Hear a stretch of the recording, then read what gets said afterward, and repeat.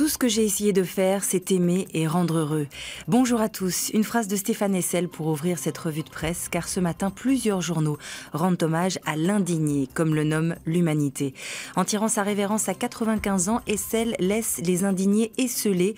Métro rappelle ainsi que l'ancien résistant avait inspiré plusieurs mouvements de protestation à travers le monde.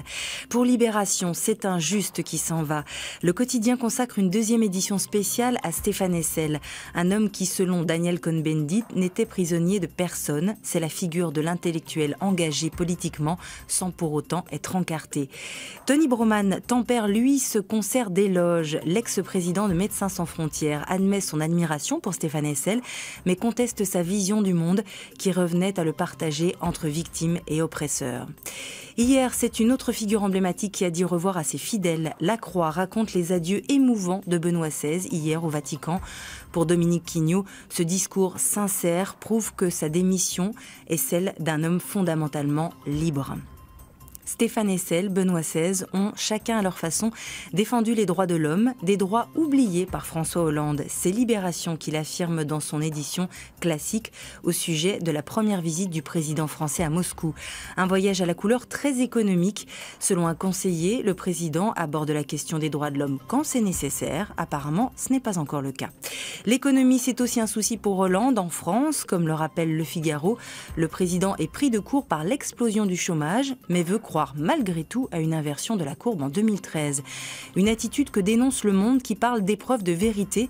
Il ne s'agit plus de rassurer ou d'expliquer, il faut reconnaître que certaines promesses de campagne sont désormais intenables. L'optimisme de la volonté affichée par Hollande ne suffira pas, selon le journal, à renouer la confiance avec les Français. Aujourd'hui en France, Le Parisien, lui, fait sa une sur ces nouveaux radars auxquels, dès le 15 mars, il sera impossible d'échapper. Embarqués dans des voitures banalisées, ils contrôleront la vitesse sans être repérables. Un nouveau dispositif qui n'inquiète pas les avocats spécialisés dans la défense des automobilistes. Pour eux, ces radars, c'est du réchauffé qui vise exclusivement les grands excès de vitesse. De la vitesse et malgré tout 2 points en plus, c'est le bilan pour le PSG. Après le match hier soir face à l'OM, l'équipe revient sur ses 2 buts marqués par Zlatan Ibrahimovic qui a répondu à sa façon au sifflet des supporters voilà quelques jours.